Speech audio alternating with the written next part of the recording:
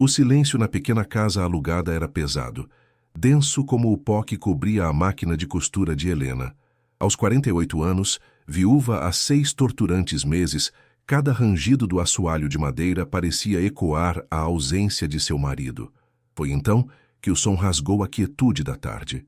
Um som fino, sibilante, de papel deslizando sob a fresta da porta da frente. Helena sentiu o coração apertar, uma pontada gelada de pavor que ela já conhecia muito bem. Ela não precisava se mover para saber. Aquele som era o arauto do fim. Seus pés pareceram pregar no chão, cada músculo tenso, enquanto uma náusea amarga subia por sua garganta. As economias de uma vida inteira haviam sido consumidas, gota a gota, pelos custos hospitalares, uma maré implacável que levou tudo e deixou apenas o luto e as dívidas como uma herança cruel.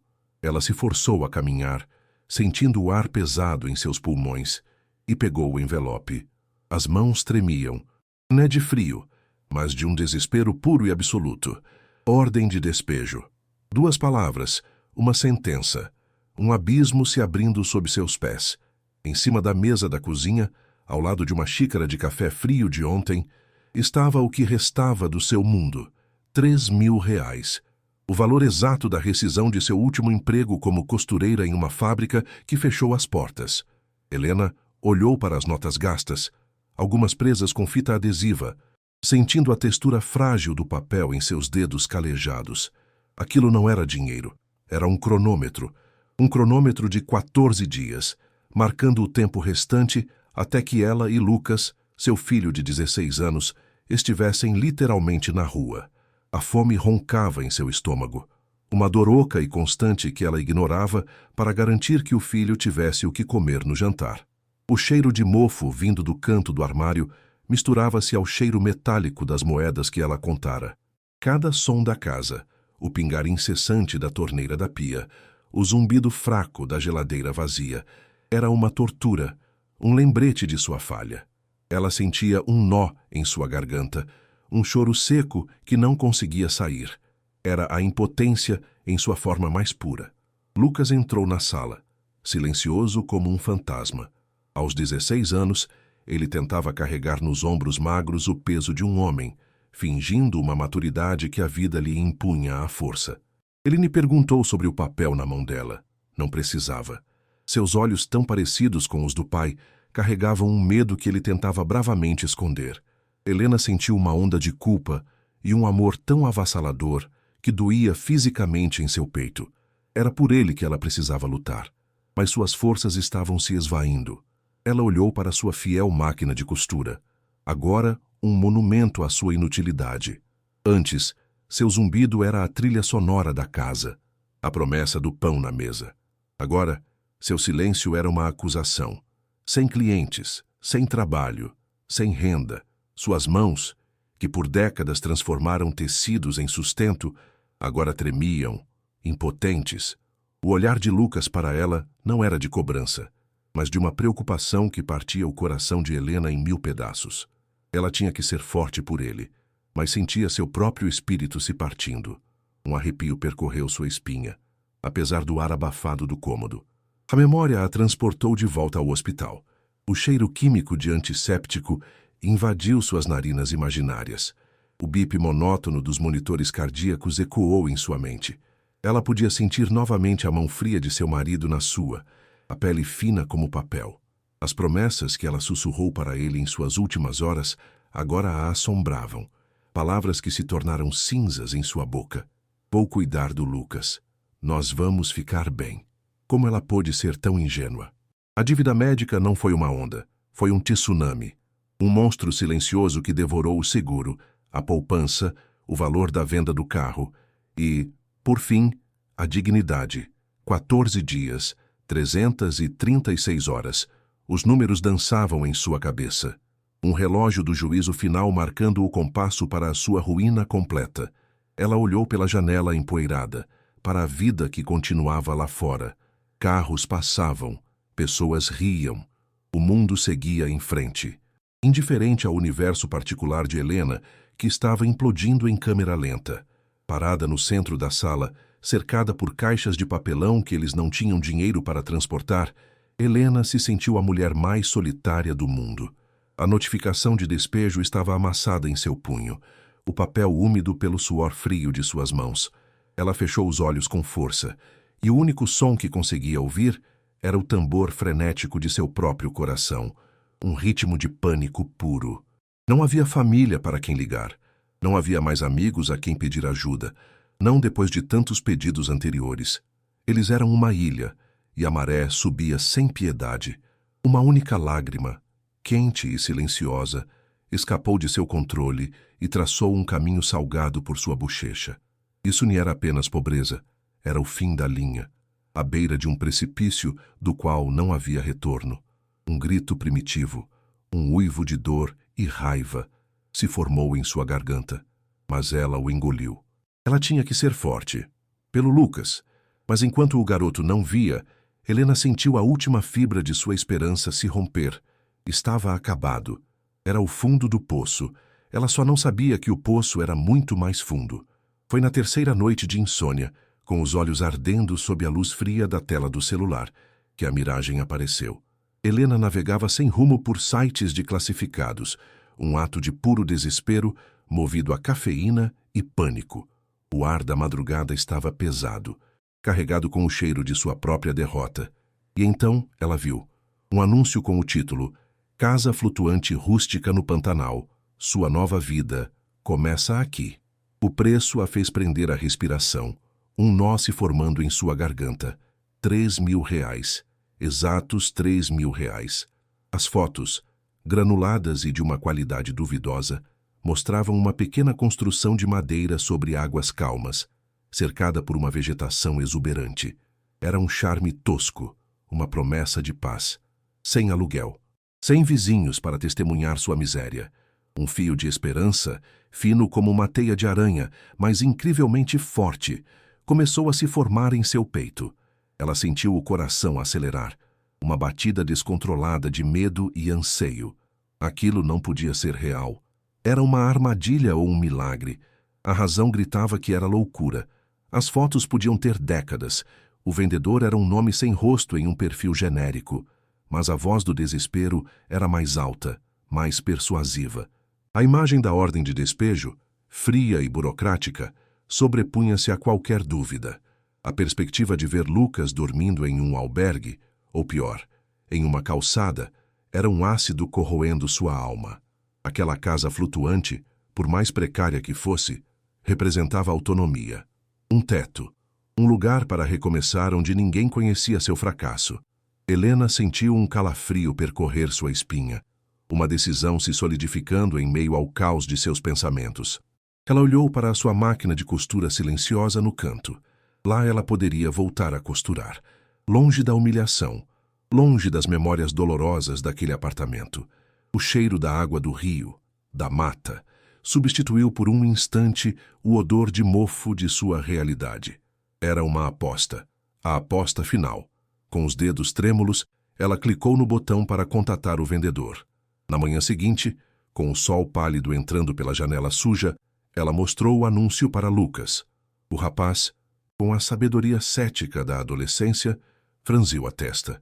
Ele ampliou as fotos e, apontando para a baixa resolução, para a falta de detalhes. Mãe, isso parece estranho. No meio do nada, a voz dele era um eco da própria prudência de Helena, mas ela a silenciou. É a nossa única chance, meu filho. Não temos outra. Ela tentou injetar em sua voz uma confiança que não sentia, um otimismo forçado que soou frágil até para seus próprios ouvidos. Ela sentiu uma pontada de culpa por arrastá-lo para sua aposta desesperada, mas o relógio do despejo continuava seu tic-tac impiedoso em sua mente. Após uma breve troca de mensagens com o vendedor, que respondeu com frases curtas e impessoais, a transferência foi feita. Helena observou o saldo de sua conta bancária zerar. R$3.000. Foi-se. Um vácuo gelado se abriu em seu estômago. Agora, não havia mais volta.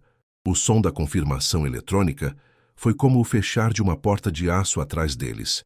A jornada começou 2 dias depois, em uma rodoviária barulhenta e impregnada com o cheiro de diesel e fritura. Eles carregavam apenas uma mala grande, amarrada com corda, e uma mochila nas costas de Lucas. O peso parecia mais do que físico. Era o peso de uma vida inteira condensada em poucos objetos, o resto abandonado para trás como destroços de um naufrágio. O adeus à casa alugada foi rápido e sem emoção. Um lugar que nunca fora um lar, apenas um palco para seu sofrimento. Ao embarcarem no ônibus, Helena sentiu um arrepio. A poltrona de vinil estava pegajosa sob o calor da tarde. Pela janela, ela viu o mundo que conhecia se afastar. Os prédios cinzentos dando lugar a subúrbios, depois a campos, em uma transição lenta e melancólica. Ela segurou a mão de Lucas com força, um gesto tanto para confortá-lo quanto para se ancorar. O motor do ônibus roncava, um som monótono que era a trilha sonora de sua fuga para o desconhecido. Ela fechou os olhos, tentando visualizar a casa flutuante das fotos. Foram 2 dias de viagem. 2 existências suspensas no tempo e no espaço, alimentando-se de biscoitos e sanduíches amassados. As noites eram as piores. O zumbido do ar-condicionado, as luzes dos carros passando na direção oposta, os contornos de estranhos dormindo ao seu redor. Helena mal conseguia fechar os olhos. Sua mente era um turbilhão de cenários, alternando entre a imagem idílica da casa no Rio e o terror absoluto do que encontrariam se tudo fosse uma farsa. Ela sentia cada solavanco da estrada em seus ossos cansados. O cheiro dentro do ônibus era uma mistura de suor, desinfetante barato e o lanche de alguém. Lucas dormia a maior parte do tempo, a cabeça apoiada em seu ombro, uma trégua abençoada da ansiedade que certamente o consumia quando estava acordado. Helena o observava dormir e sentia seu coração doer com um amor protetor. Ela precisava que aquilo desse certo, por ele. A falha não era uma opção. A cada quilômetro, a esperança e o pavor travavam uma batalha silenciosa dentro dela. Quando finalmente desembarcaram, o impacto foi imediato e sufocante. O ar não era apenas quente, era pesado, denso. Uma massa úmida e palpável que grudava na pele e dificultava a respiração. O som era outro universo, um zumbido constante e agudo de insetos que parecia vir de todas as direções, pontuado por gritos de pássaros exóticos e pelo coachar distante de sapos. O cheiro era de terra molhada, de vegetação em decomposição e, por baixo de tudo, o odor forte e primordial do rio. A cidade era pouco mais que uma vila poeirenta, com algumas casas de madeira sobre palafitas, e um pequeno cais onde barcos de pesca balançavam suavemente. As pessoas os observavam com uma curiosidade quieta, seus rostos queimados de sol indecifráveis. Helena sentiu-se completamente deslocada, uma estranha em uma terra governada por leis naturais que ela não compreendia. A sensação de isolamento foi instantânea e profunda. O seu mundo de asfalto e concreto parecia pertencer a outra galáxia. Encontrar alguém para levá-los foi mais difícil do que o esperado. A maioria dos pescadores balançava a cabeça e se afastava quando ela mencionava o Remanso do Jacaré, o local indicado pelo vendedor. Finalmente, um homem mais velho, de poucas palavras e pele curtida como couro, concordou em levá-los por uma pequena taxa que Helena pagou com as últimas moedas que tinha na bolsa. Enquanto o pequeno barco a motor se afastava do cais, deixando a vila para trás, uma beleza estonteante começou a se revelar. A água do rio, cor de barro, refletia o céu azul como um espelho quebrado. Garças brancas levantavam voo preguiçosamente das margens, e o verde da floresta era de uma intensidade que Helena nunca vira. Por um momento, seu coração se encheu de uma esperança renovada e genuína. Talvez, apenas talvez, ela não tivesse cometido um erro terrível. Lucas, ao seu lado, parecia maravilhado. Seus olhos adolescentes finalmente livres da sombra do medo. A promessa do anúncio parecia se materializar ao redor deles. O barco fez uma curva lenta, contornando uma península densa de aguapés e árvores retorcidas. E então, ela a viu. O motor do barco diminuiu, o som quase sumindo diante do silêncio que se instalou no peito de Helena. A casa flutuante estava lá, mas não era a casa das fotos. Não era rústica, era uma carcaça.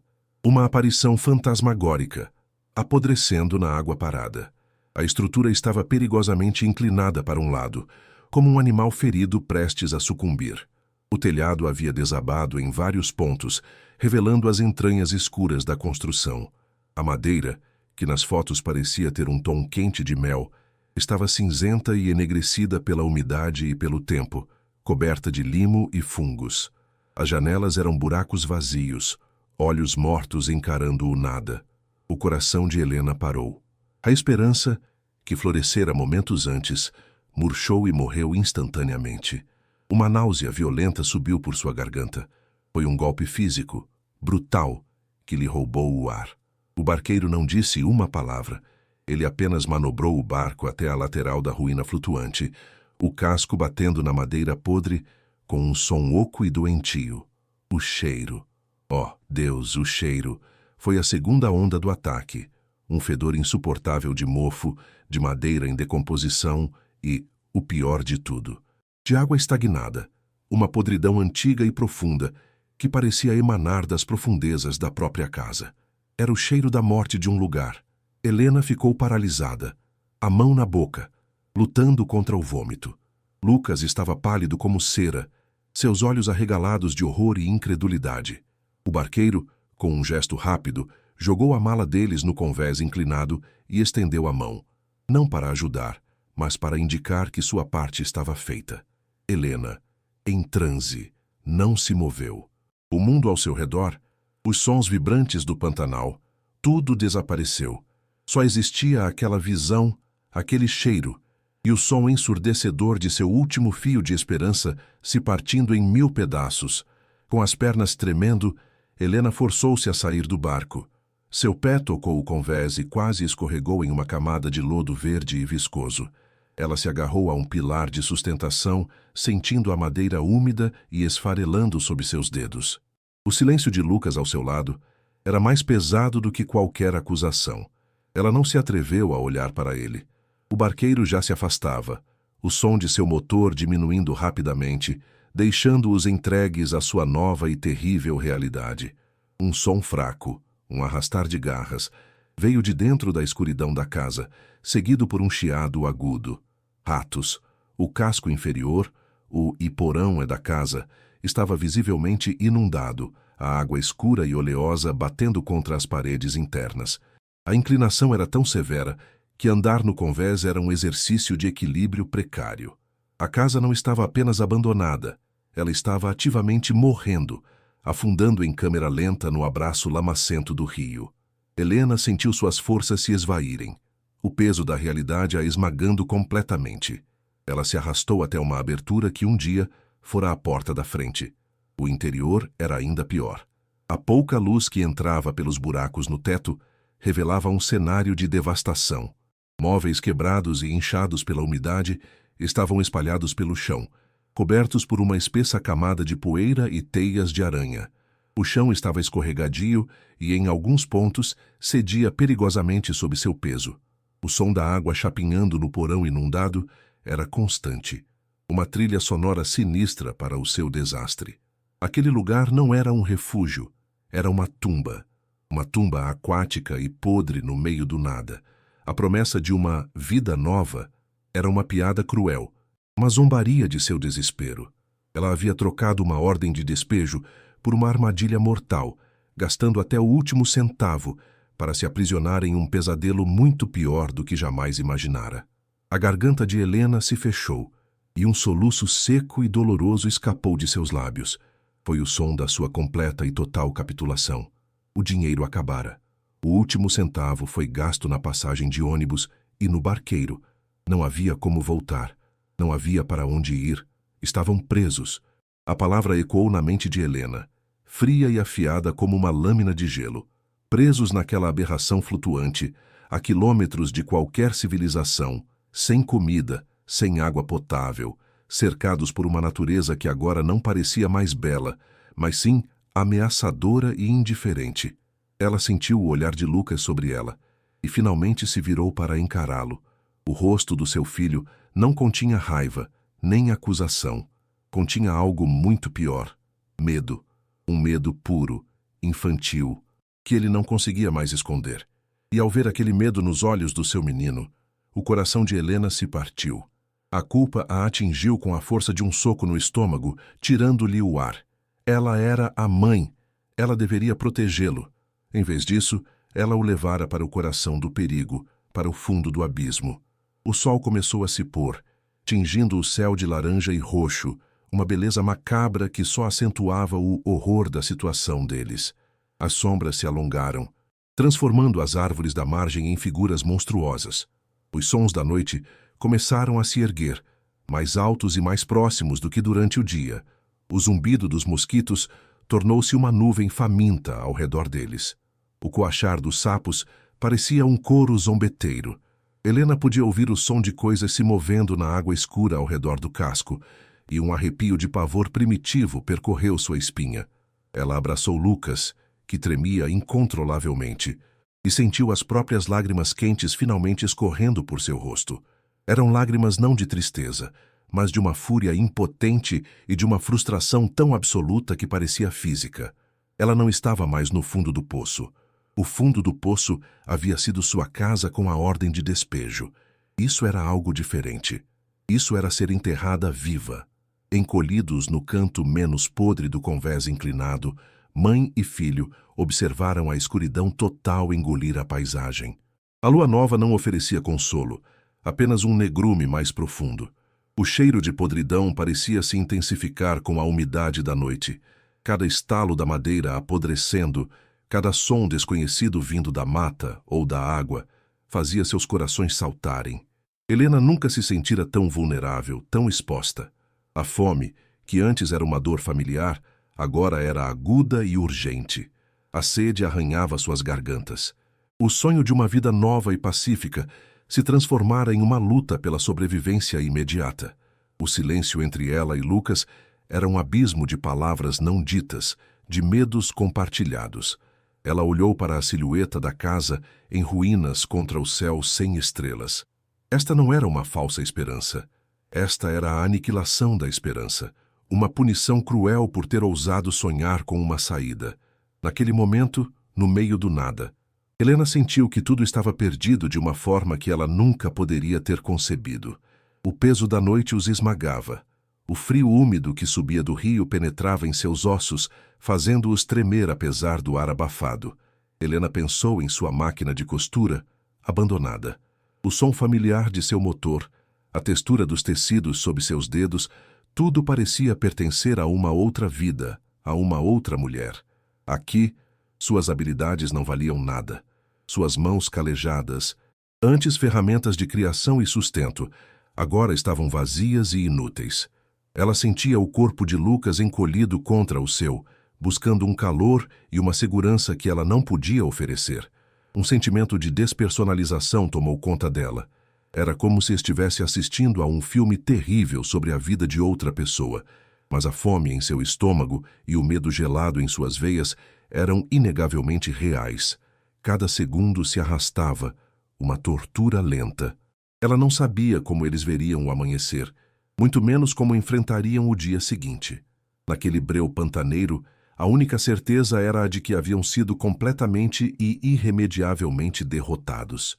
A primeira manhã na casa flutuante nasceu sob um véu de apatia e desespero. O sol, implacável, começou a aquecer o ar, prometendo um dia de calor sufocante e transformando a umidade podre do ambiente em um vapor nauseante. Helena acordou com uma dor aguda nas costas, seu corpo protestando contra o chão de madeira duro e inclinado.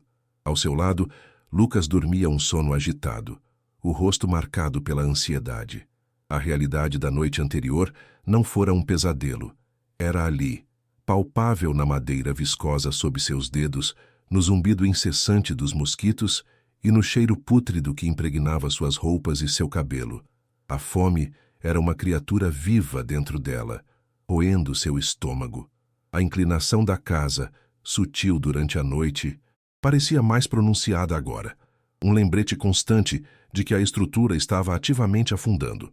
Um pânico frio e lúcido começou a substituir a paralisia da noite anterior. Eles precisavam fazer alguma coisa, ficar ali, Esperando era assinar a própria sentença de morte, seja pela fome, pela doença ou pelo colapso da casa. A inércia não era mais uma opção. A ideia surgiu da necessidade mais básica: estabilidade. Helena olhou para a água escura e oleosa que chapinhava no porão semi-inundado. Se conseguissem tirar uma parte daquela água, talvez, apenas talvez, a casa se endireitasse um pouco. Talvez pudessem torná-la minimamente habitável até pensarem em um plano. Era uma tarefa hercúlea, quase absurda, mas era um objetivo. E ter um objetivo era infinitamente melhor do que o vazio do desespero. Lucas, acorde, ela disse, a voz rouca pela sede. Nós vamos tirar a água. O garoto abriu os olhos, a confusão rapidamente dando lugar à compreensão sombria da tarefa. Usando 2 panelas amassadas que encontraram na cozinha devastada, eles começaram o trabalho. Desceram pela escada precária até a borda da água fétida. O cheiro era avassalador. Uma mistura de esgoto, peixe podre e decomposição vegetal que fazia os olhos lacrimejarem. Helena sentiu a náusea subir, mas a engoliu. Cada panela de água escura, jogada para fora por uma janela quebrada, era uma pequena vitória contra o abandono. O trabalho era lento e brutal. O calor dentro do casco era infernal, o ar pesado e sem movimento. O suor escorria por seus rostos, misturando-se à sujeira e ao ocasional respingo da água imunda. O som era uma sinfonia macabra, o chapinhar da água sendo retirada, o gotejar constante vindo de algum lugar acima e o som de suas próprias respirações ofegantes. Os músculos de Helena queimavam, seus braços e costas gritando em protesto. Ela observava Lucas, seu filho adolescente, trabalhando com uma determinação silenciosa e sombria que partia seu coração. Ele não reclamava. Ele apenas mergulhava a panela, levantava o peso, caminhava até a janela e jogava da água, em um ritmo mecânico e exaustivo. Cada movimento era um esforço monumental, uma batalha contra a fadiga e a desesperança. Eles não conversavam. O silêncio entre eles preenchido apenas pelo esforço compartilhado. Era um trabalho que os unia na miséria, uma comunhão forjada no fundo daquela tumba aquática, movida por nada além do instinto de sobrevivência mais primitivo e teimoso. Após horas que pareceram uma eternidade, o nível da água havia baixado alguns centímetros. Não era muito, mas era visível. A inclinação da casa parecia ter diminuído um grau minúsculo, quase imperceptível, mas para eles era um sinal de que não estavam lutando em vão. Exaustos, eles pararam por um momento, sentados nos degraus da escada, os corpos cobertos de suor e sujeira. Foi nesse momento de breve descanso, enquanto seus olhos se acostumavam à penumbra do porão, que Lucas notou. Mãe, olhe. Sua voz era um sussurro, mas cortou o ar pesado como uma faca. Ele apontava para um canto distante do assoalho, agora exposto pela água que recuara. Helena seguiu seu dedo. Em meio à superfície uniformemente coberta por uma camada espessa e escura de limo e lodo, havia um retângulo de madeira. Um retângulo estranhamente limpo. A cor da madeira era diferente, mais clara, como se tivesse sido protegida da podridão que consumira todo o resto. Um arrepio percorreu a espinha de Helena, um sentimento que não era medo, mas uma curiosidade súbita e intensa. Eles se aproximaram com cautela, os pés deslizando no chão escorregadio. De perto, a anomalia era ainda mais evidente. A área retangular, com cerca de 1 metro de comprimento por meio de largura, não tinha a textura esponjosa e apodrecida do resto do assoalho. A madeira parecia sólida, quase nova sob uma fina camada de sujeira seca. Lucas se agachou, passando os dedos sobre a superfície. Não está molhado, mãe. E não tem limo. Helena sentiu o coração começar a bater mais rápido, um tambor surdo em seu peito. Aquilo não era natural. Não fazia sentido. Por que apenas aquela seção estaria preservada? Foi quando Lucas notou os outros detalhes. Olhe aqui, disse ele, apontando para as bordas. Em vez das junções irregulares das outras tábuas, esta tinha um contorno perfeitamente reto. E cravados na madeira, em cada um dos 4 cantos, havia parafusos. Parafusos de cabeça sextavada, brilhando com um brilho metálico que contrastava violentamente com a ferrugem que cobria cada prego e metal exposto no resto da casa. Eram novos. Não pertenciam àquela estrutura antiga. A náusea do medo e da exaustão foi instantaneamente substituída por uma descarga de adrenalina pura. Aquilo não era parte do piso. Era uma porta, uma escotilha. Alguém a havia instalado ali, deliberadamente, e tentado disfarçá-la. Quem? E por quê?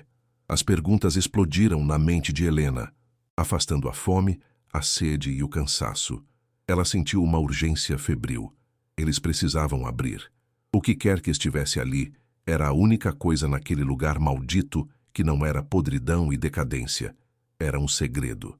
Precisamos de ferramentas, disse Helena, sua voz firme pela primeira vez em dias. Eles vasculharam a casa em ruínas, revirando os destroços com uma nova energia. A busca era desesperada. Finalmente, em um armário caído na cozinha, eles encontraram o que precisavam. Uma caixa de ferramentas velha e enferrujada. O metal estava frio e úmido em suas mãos. Dentro, corroída mas funcional, havia uma chave de boca que parecia ter o tamanho certo. O som do metal batendo contra metal ecoou no silêncio. Um som de propósito e possibilidade. Voltar ao porão foi como descer a uma arena.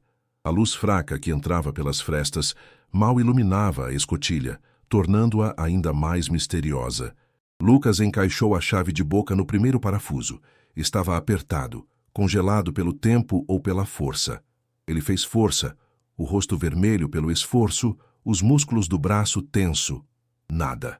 Deixa eu tentar, disse Helena. Juntos, eles colocaram as mãos sobre a ferramenta, combinando suas forças. O silêncio foi quebrado por um rangido agudo, um grito de metal contra metal. O parafuso cedeu, 1 milímetro de cada vez, com um esforço que fazia seus ossos doerem. Eles começaram a soltá-lo. O cheiro de ferrugem e óleo velho subiu no ar, um perfume estranhamente promissor. Um por um, eles lutaram com cada parafuso. Cada rangido era um passo mais perto da resposta. Cada volta da chave era um golpe contra o desespero que os consumira. O suor agora não era de exaustão, mas de antecipação. A esperança, que eles pensavam estar morta e enterrada, estava renascendo de uma forma estranha e perigosa. O último parafuso saiu com um estalo seco. Por um momento, nada aconteceu. A escotilha permaneceu imóvel, selada ao assoalho pela sujeira e pela pressão. Um silêncio pesado caiu sobre eles. E se não fosse nada? E se fosse apenas um concerto antigo? A dúvida, fria e rasteira, tentou se instalar no coração de Helena. Vamos, juntos, disse ela, afastando o pensamento.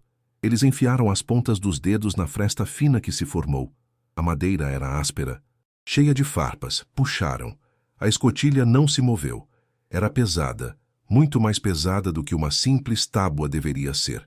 Eles respiraram fundo e tentaram novamente, usando o peso de seus corpos, os pés firmados no lodo. Houve um som de sucção, como algo se descolando do vácuo. E então, com um gemido longo e arrastado de madeira protestando, a escotilha se abriu. Ela rangeu em dobradiças ocultas que eles não tinham visto, revelando um quadrado de escuridão absoluta por baixo. Um sopro de ar escapou da abertura. Um ar diferente, seco, mofado, mas com um traço metálico inconfundível, como o cheiro de moedas velhas. Eles se inclinaram sobre a abertura, os corações martelando contra as costelas. A escuridão era total. Tem alguma coisa aí embaixo? Sussurrou Lucas. Helena não respondeu. Seus olhos estavam tentando penetrar o breu. O compartimento não era fundo, talvez meio metro, e não estava inundado. O construtor da escotilha tinha feito um trabalho notável de impermeabilização. Aquilo era um cofre escondido no lugar mais improvável do mundo. Usando a lanterna fraca do celular de Lucas, que eles haviam economizado a bateria para uma emergência, Helena apontou o facho de luz para dentro do buraco. O feixe trêmulo cortou a escuridão e pousou sobre algo que não era madeira. Era metal. Metal escuro, avermelhado pela ferrugem, com contornos retos e definidos. Não era uma coisa. Eram três. 3 caixas de metal de aparência militar, aninhadas no fundo do compartimento secreto. A visão fez o ar fugir dos pulmões de Helena. Ela sentiu uma vertigem, uma mistura de pavor e fascínio tão intensa que precisou se apoiar no ombro de Lucas para não cair. A realidade parecia se desfazer. O silêncio no porão era tão profundo que Helena podia ouvir o sangue pulsando em seus ouvidos. As 3 caixas enferrujadas repousavam na escuridão, como sarcófagos de um segredo há muito enterrado. Elas pareciam emanar uma aura de perigo e promessa. O instinto gritava para fechar a escotilha, esquecer o que viram e fugir. Mas fugir para onde? Com o quê? A curiosidade, agora uma força avassaladora, era mais forte que o medo. Temos que tirá-las daí, disse Lucas, a voz trêmula de excitação. A primeira caixa era pesada. Exigia o esforço combinado dos dois para içá-la para fora do compartimento. O metal estava frio e áspero ao toque, coberto por uma camada de corrosão que se desfazia em pó vermelho em suas mãos. Eles a colocaram no chão imundo, o som metálico e pesado ecoando no casco. A caixa não tinha fechadura, apenas 2 travas grossas e enferrujadas. Helena olhou para Lucas, seus olhos se encontrando na penumbra. Um entendimento silencioso passou entre eles. Suas vidas estavam prestes a mudar, para o bem ou para o mal. Não havia mais retorno. Com a ponta de uma chave de fenda da caixa de ferramentas, Helena forçou a primeira trava. Ela gemeu em protesto. Depois se soltou com um estalo alto que os fez pular de susto. A segunda trava foi igualmente difícil, mas também cedeu. Por um instante, eles apenas encararam a tampa fechada. O que poderia haver ali dentro? Armas? Ossos? A imaginação de Helena corria solta, pintando os cenários mais terríveis. Ela respirou fundo, o cheiro de podridão e metal enchendo seus pulmões, e com um movimento rápido, levantou a tampa. A tampa era pesada e rangeu ao abrir. O que estava dentro não fez sentido a princípio. Na luz fraca do celular, eles viram objetos retangulares, de um amarelo fosco e denso, empilhados com uma precisão organizada. Havia uma camada de poeira sobre eles, mas por baixo, a cor era inconfundível. Helena estendeu a mão, o dedo trêmulo, e tocou a superfície de uma das barras. Era fria, sólida e incrivelmente pesada. Ela a pegou. O peso em sua mão era chocante, desproporcional ao seu tamanho. Foi então que a compreensão a atingiu. Uma onda de choque que a deixou sem fôlego. Ouro. Não eram pedras pintadas, não era latão. Era ouro maciço, barras de ouro puro. A palavra parecia absurda, impossível. Uma fantasia febril nascida da fome e do desespero. Helena virou a barra em sua mão, sentindo a densidade, a textura suave sob a poeira. Ela olhou para Lucas. Os olhos do garoto estavam arregalados, a boca ligeiramente aberta em um "oh" de puro espanto. Ele estendeu a mão e tocou outra barra, como se precisasse confirmar que era real. Um som estranho escapou da garganta de Helena, uma mistura de soluço e riso histérico. Lágrimas começaram a escorrer por seu rosto, mas não eram as lágrimas amargas da miséria. Eram lágrimas de choque, de alívio e de um novo tipo de pavor. Quanto valia aquilo? Era uma fortuna que ela não conseguia nem começar a calcular. Uma fortuna que estava ali, no chão imundo de uma casa flutuante apodrecida, no meio do nada. A ironia era tão esmagadora que quase a fez cair. Eles estavam morrendo de fome em cima de um tesouro. O universo estava rindo dela, uma piada cósmica de crueldade e acaso. Ainda em transe, eles abriram a segunda caixa. O mesmo conteúdo. Mais barras de ouro, empilhadas com o mesmo cuidado. O brilho amarelo e pesado enchia a caixa, uma visão tão surreal que parecia um sonho. Helena se sentou no chão úmido, o corpo tremendo incontrolavelmente. A fome, a sede, a dor, tudo desapareceu, substituído por um zumbido alto em seus ouvidos. Lucas, por outro lado, começou a rir. Um riso genuíno, alto e libertador, que ecoou pelo porão escuro. Era a primeira vez que Helena o ouvia rir assim em meses, talvez anos.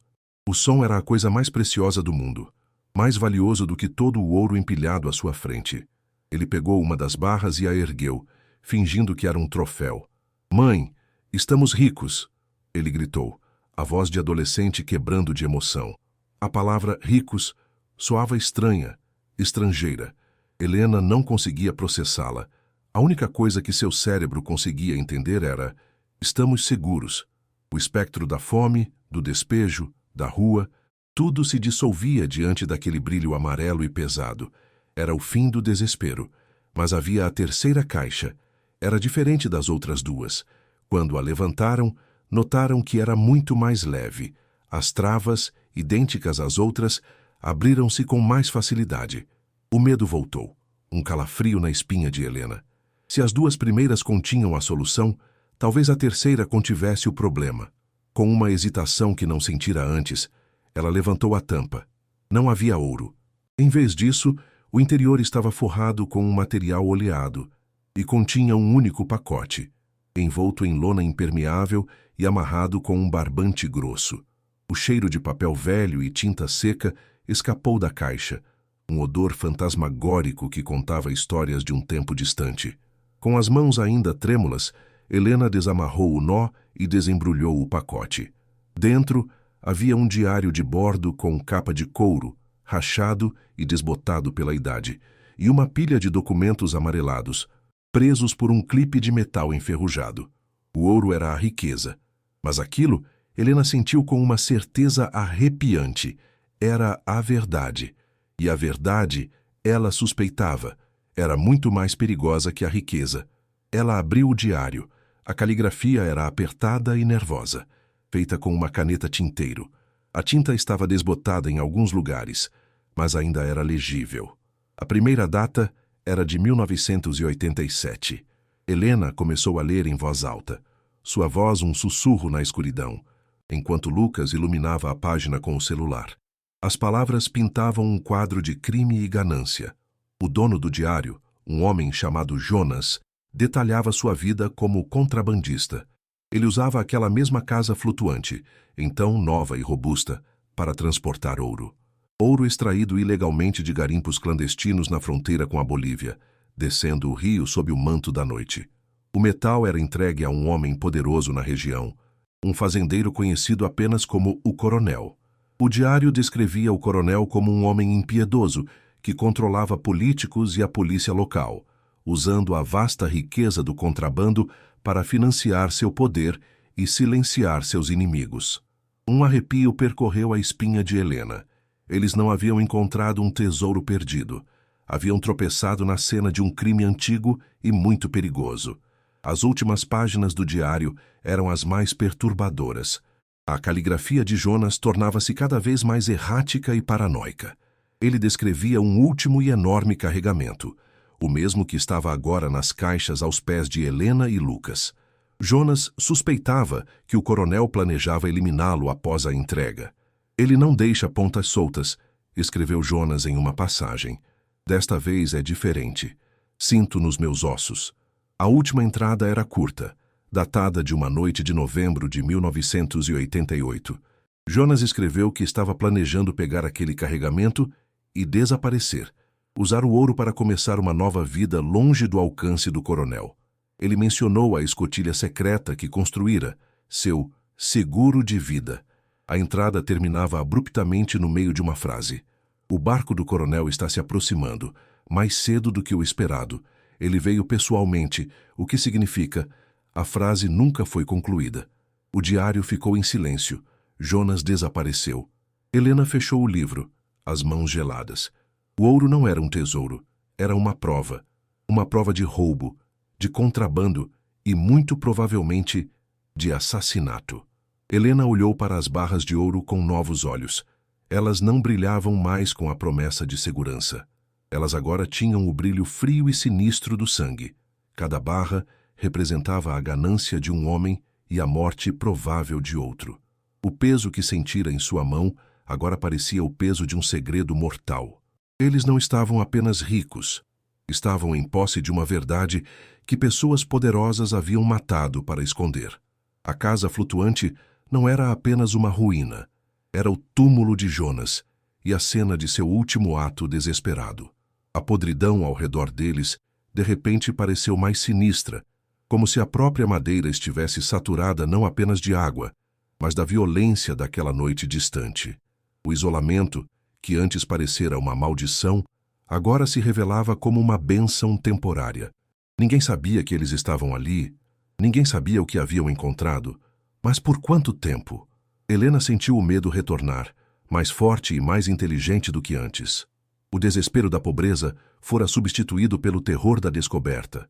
Era um tipo diferente de abismo, mais escuro e muito mais profundo. Lucas estava em silêncio, o rosto pálido à luz do celular. A euforia havia desaparecido, substituída por uma compreensão grave que o envelheceu anos em poucos minutos. "Mãe, o que vamos fazer?" ele perguntou, a voz pouco mais que um sopro. A pergunta pairou no ar denso, pesada e sem resposta. As opções se desenrolavam na mente de Helena, cada uma mais perigosa que a outra. Eles poderiam pegar o ouro e fugir, tentando desaparecer como Jonas planejou. Mas como? 2 estranhos, carregando uma fortuna em ouro no meio do Pantanal, seriam alvos fáceis para qualquer um. Poderiam entregar tudo para a polícia. Mas o diário dizia que o coronel controlava a polícia local. Confiar neles poderia ser o mesmo que se entregar diretamente aos assassinos. Poderiam tentar vender o ouro aos poucos. Mas onde? Como? Cada caminho parecia levar a um beco sem saída, a uma armadilha mortal. Eles estavam presos em um paradoxo terrível, possuíam uma riqueza inimaginável, mas eram mais vulneráveis e estavam em maior perigo do que nunca.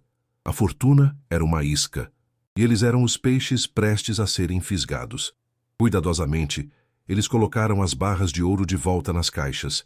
O metal fez um som surdo e pesado, o som de um segredo sendo enterrado novamente. Eles fecharam as tampas, depois empurraram as caixas de volta para o compartimento escuro. O diário e os documentos, no entanto, Helena guardou. Ela os envolveu cuidadosamente em um pedaço de plástico que encontrou e os escondeu dentro de sua blusa, contra a pele. Aqueles papéis frágeis eram sua única arma, sua única prova, sua única esperança de justiça ou sobrevivência. Eles eram perigosos demais para serem deixados para trás. Com um esforço conjunto, eles baixaram a pesada escotilha de volta ao lugar. O som de seu fechamento foi definitivo, selando o tesouro de volta à sua tumba. Mas o segredo não estava mais trancado na escuridão. Estava com eles agora, um fardo invisível e esmagador em suas mentes. Helena sentiu um calafrio, imaginando os fantasmas daquele lugar. O fantasma de Jonas, cuja ganância e medo ainda ecoavam naquelas paredes podres, e o fantasma do coronel, cuja crueldade poderia muito bem ter sobrevivido a ele, passada para a próxima geração. Enquanto subiam a escada, deixando a escuridão do porão para trás, o mundo parecia diferente. A luz do dia, antes um alívio, agora parecia dura e expositora. Cada som da floresta, cada movimento na água, era uma ameaça em potencial. Estariam sendo observados. Alguém mais sabia sobre o segredo da casa flutuante. O coronel mencionado no diário provavelmente já estava morto, dado o tempo que havia passado. Mas e sua família? E seus associados? A ganância e o poder raramente morrem com um homem. Eles são legados, como uma herança amaldiçoada. Helena olhou para a margem distante, para a vastidão verde e impenetrável do Pantanal. O lugar que poucas horas antes era sua prisão de miséria. Agora era uma armadilha de conspiração. A beleza selvagem da paisagem agora escondia perigos que ela mal podia começar a imaginar. Eles haviam trocado um tipo de desespero por outro, e Helena não sabia dizer qual era pior. A única certeza era que a luta pela sobrevivência estava longe de terminar. Na verdade, ela estava apenas começando. A casa flutuante não era o fim da linha. Era o início de um labirinto mortal. Helena sentou-se no convés inclinado, o coração uma bigorna em seu peito. Lucas sentou-se ao seu lado. O silêncio entre eles não mais de desespero compartilhado, mas de um medo compartilhado. Ela sentia o contorno do diário contra sua pele, um lembrete constante e frio do perigo em que se encontravam. A descoberta do ouro não lhes trouxera paz, apenas um novo conjunto de correntes. A ironia era brutal. Tinham os meios para comprar uma mansão, mas estavam presos em uma ruína flutuante, famintos e assustados. O sol da tarde começou a baixar no horizonte, pintando o céu com cores vibrantes de laranja e rosa. Normalmente, seria uma visão de tirar o fôlego. Agora, era apenas o prenúncio da escuridão que se aproximava. Uma escuridão que não era mais apenas a ausência de luz, mas a presença de um perigo invisível e antigo. A cada sombra que se alongava, a cada som noturno que começava a surgir da mata, o pavor de Helena se intensificava. O mistério da casa flutuante havia sido revelado, mas ao fazê-lo, ele havia liberado demônios muito mais antigos e perigosos do que a simples podridão e decadência. O cheiro de mofo e água parada, que antes era o cheiro da decepção, agora era o cheiro de um crime. Cada rangido da madeira era o eco de uma luta antiga. Helena olhou para a água escura do rio e se perguntou se o corpo de Jonas ainda estava lá embaixo, em algum lugar, preso no lodo. Seu segredo guardado por décadas. Um arrepio percorreu seu corpo, apesar do calor pegajoso. Ela e Lucas não eram mais apenas vítimas da pobreza, náufragos da sociedade. Eles eram agora guardiões de uma história sombria, testemunhas involuntárias de um assassinato silencioso. Essa nova identidade era um fardo pesado demais para carregar. Helena sentia a responsabilidade como um peso físico em seus ombros. Ignorar o que descobriram, pegar o ouro e tentar viver uma vida de luxo, parecia uma traição. Uma traição a Jonas, cuja última esperança estava naquele diário. Uma traição a si mesma. Mas buscar a justiça parecia um ato suicida. O dilema era uma tortura, uma encruzilhada impossível no meio do nada, com predadores invisíveis à espreita em todas as direções, esperando por um movimento em falso. O som suave de um motor de barco à distância fez seu coração saltar para a garganta. Ela agarrou o braço de Lucas instintivamente, o pânico tomando conta de suas feições. Seriam eles? Os herdeiros do coronel, vindo verificar a velha propriedade? O som ficou mais alto por um momento e depois começou a se afastar, seguindo o curso principal do rio. Era apenas um pescador, provavelmente um passante inocente, mas o alarme falso deixou Helena tremendo, os nervos em frangalhos. A paranoia havia se instalado. Cada barco, cada voz, cada pássaro que levantava voo de repente era um sinal de perigo. Eles estavam expostos, terrivelmente expostos. A casa flutuante não era um esconderijo, era um farol, atraindo a atenção de quem quer que estivesse procurando por ela. O anúncio online, a compra por seu valor exato, tudo pareceu suspeito em retrospecto. Teria sido uma armadilha desde o início. Alguém os teria atraído para lá deliberadamente, usando-os como peões para encontrar o que eles mesmos não conseguiam. A cabeça de Helena girava com as possibilidades, cada uma mais aterrorizante que a anterior. O mistério não estava mais sob o assoalho. Estava ao redor deles, na água, no ar, na história daquela terra sem lei. Eles haviam aberto a caixa de Pandora e agora não podiam fechá-la. A transição do drama da pobreza para o thriller de conspiração fora abrupta e total. Helena não era mais uma costureira viúva lutando contra o despejo. Ela era agora a protagonista de uma história que não escolheu, uma história de contrabando, assassinato e poder corrupto. O ouro, que por um momento fugaz pareceu uma bênção divina, era na verdade uma maldição, um convite para um jogo mortal cujas regras ela não conhecia e cujos jogadores estavam escondidos nas sombras. Ela olhou para o céu escurecendo. A luta pela sobrevivência acabara de ganhar uma nova e terrível dimensão. Não se tratava mais apenas de encontrar comida e abrigo.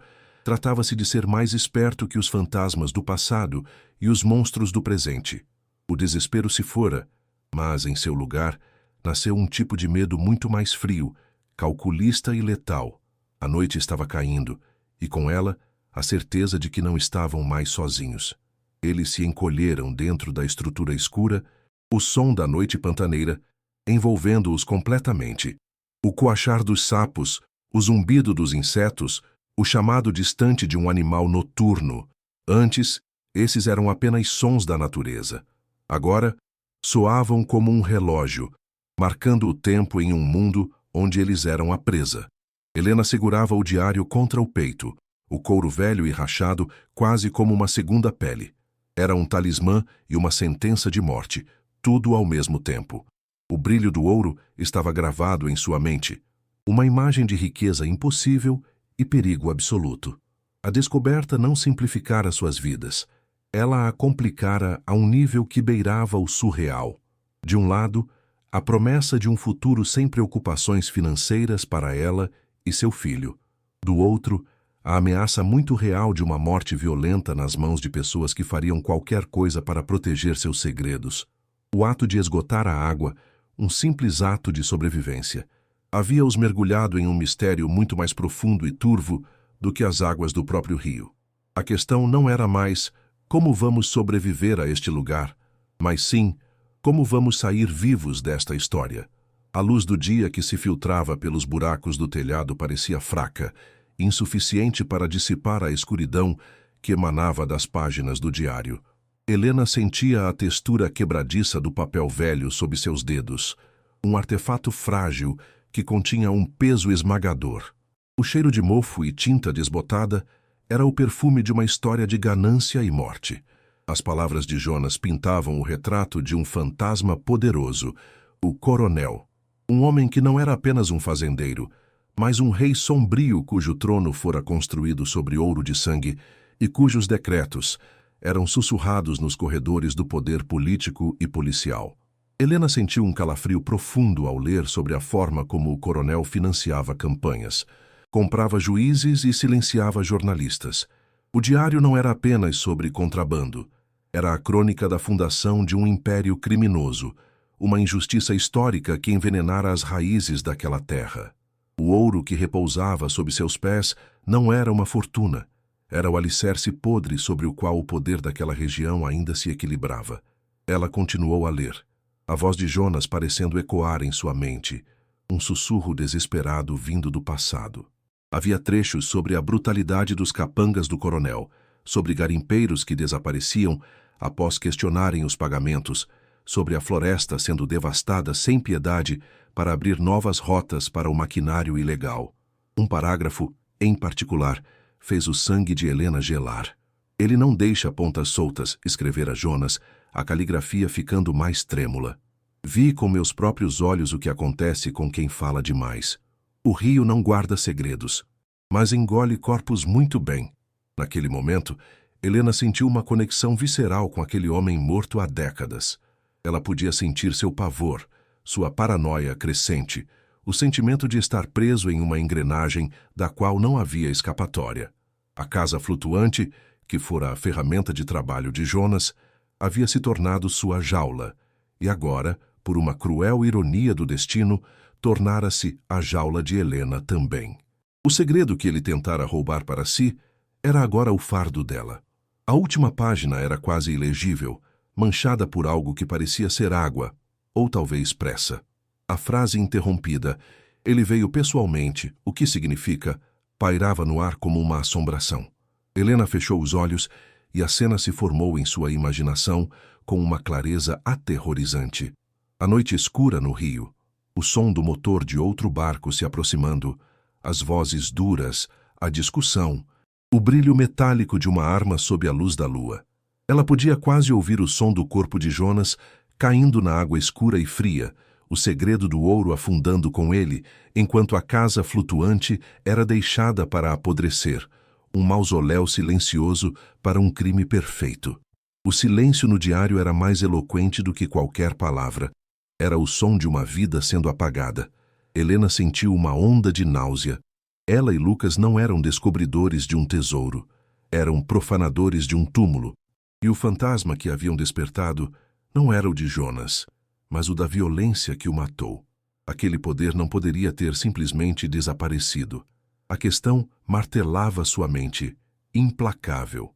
Se o coronel construiu um legado tão poderoso, quem o herdou? A ganância é uma herança de família, muitas vezes mais forte que os laços de sangue. Aquele império de medo e corrupção certamente teria um sucessor. Um filho? Um protegido? Alguém que sabia da história, que talvez até tivesse passado anos procurando por aquele último carregamento perdido, A peça final que consolidaria a fortuna da família. A compra da casa, feita de forma tão fácil e impessoal pela internet, agora parecia terrivelmente suspeita. Seria possível que o vendedor fosse, na verdade, um vigia? Alguém posicionado para alertar os verdadeiros donos do segredo caso algum desavisado tropeçasse na velha carcaça? Helena sentiu a armadilha se fechando ao seu redor. Eles não haviam encontrado a casa por acaso. Eles haviam sido atraídos para ela. Iscas humanas em um jogo que começara 30 anos antes. A sensação de isolamento se transformou em uma certeza de que estavam sendo vigiados. A vastidão do Pantanal já não era um vazio, mas um olho que os observava. Foi então que o som cortou o ar. Não era o motor fraco e claudicante do barco do velho pescador. Este era um som diferente. Um ronco grave, potente e caro. Um motor de lancha, veloz e agressivo, que parecia rasgar o tecido da tranquilidade do rio. O som se aproximava rapidamente do remanso isolado onde estavam ancorados. O coração de Helena disparou, martelando contra suas costelas com uma violência dolorosa. Ela agarrou o braço de Lucas, um gesto mudo de pânico. Para dentro, rápido, ela sussurrou, a voz estrangulada pelo medo.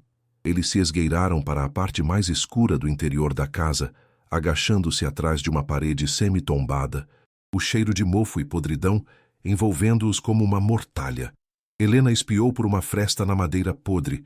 Uma lancha branca e elegante, reluzindo sob o sol, manobrava com precisão ao lado da casa flutuante. Era uma visão tão deslocada naquela paisagem de abandono que parecia uma alucinação. A discrepância era um grito de alerta.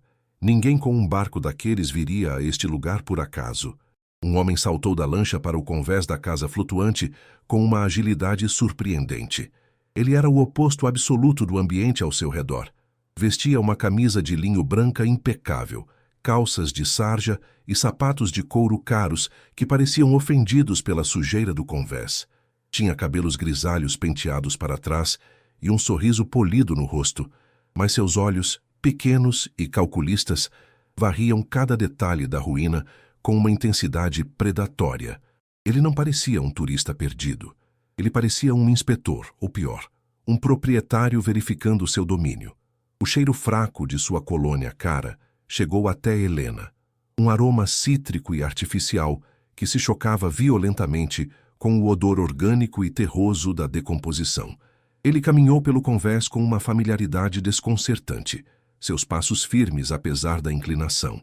O homem parou e chamou, a voz calma e ressonante, carregada de uma autoridade casual. Olá? Tem alguém aí? Soube que a velha balsa tem novos moradores. A cordialidade em sua voz era fina, como uma camada de gelo sobre águas profundas e escuras. Com o coração na garganta, Helena soube que não havia escolha. Esconder-se apenas confirmaria que eles tinham algo a temer. Deixando Lucas agachado na escuridão, ela se levantou lentamente, forçando suas pernas trêmulas a obedecer. Ela saiu para a luz do sol, piscando contra a claridade. Suas roupas estavam sujas, seu cabelo desgrenhado, seu rosto manchado de fuligem e medo. O contraste entre ela e o homem era um abismo. Sou a nova dona, disse ela, tentando manter a voz firme, mas o tremor era inegável. O homem abriu ainda mais seu sorriso, um gesto que não alcançava seus olhos. Doutor Antenor, muito prazer.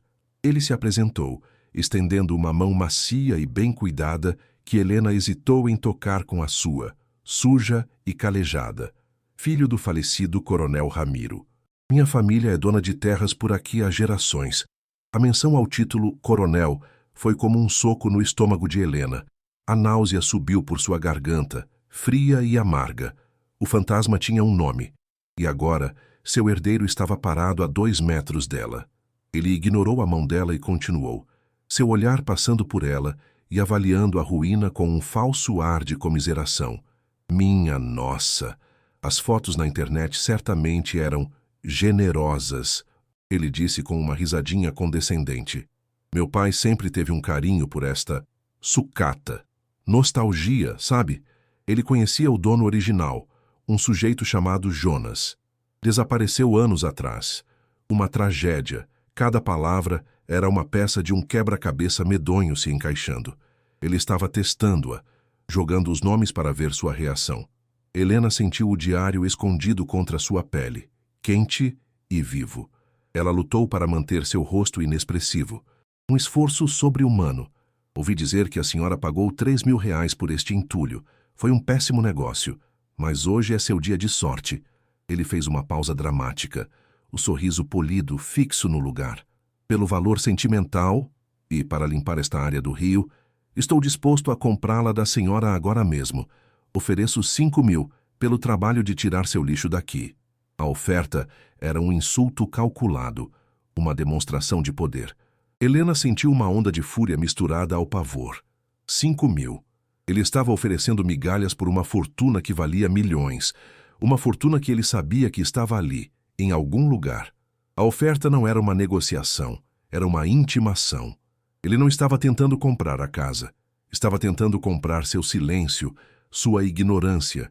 Se ela aceitasse, ele saberia que ela não havia encontrado nada.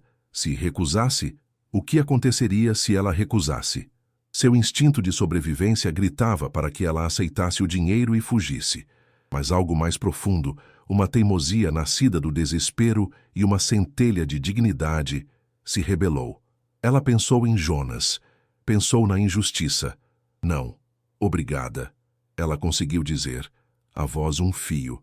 A casa não está à venda. As palavras pairaram no ar por um segundo. E naquele segundo, Helena viu a máscara de Dr. Antenor escorregar. O sorriso desapareceu. E por uma fração de instante, seus olhos revelaram um frio glacial, uma crueldade antiga e herdada. O predador havia sido desafiado.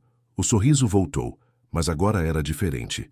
Mais afiado, mais perigoso. Uma mulher de fibra. Admiro isso, disse Antenor, o tom suave contradizendo a ameaça em seus olhos. Mas a senhora é nova por aqui. Não conhece a região. Ele deu um passo em direção a ela, invadindo seu espaço pessoal. Helena recuou instintivamente, o coração batendo descontrolado. O Pantanal é lindo, mas traiçoeiro. As correntezas são fortes, mas sabe? E há animais. Às vezes, as pessoas, especialmente forasteiros que não conhecem os perigos, simplesmente somem. Ele baixou a voz, tornando-a quase um sussurro conspiratório. Acidentes trágicos acontecem com frequência no rio. Um escorregão à noite, uma canoa que vira. Seria uma pena se algo acontecesse com a senhora e seu rapaz.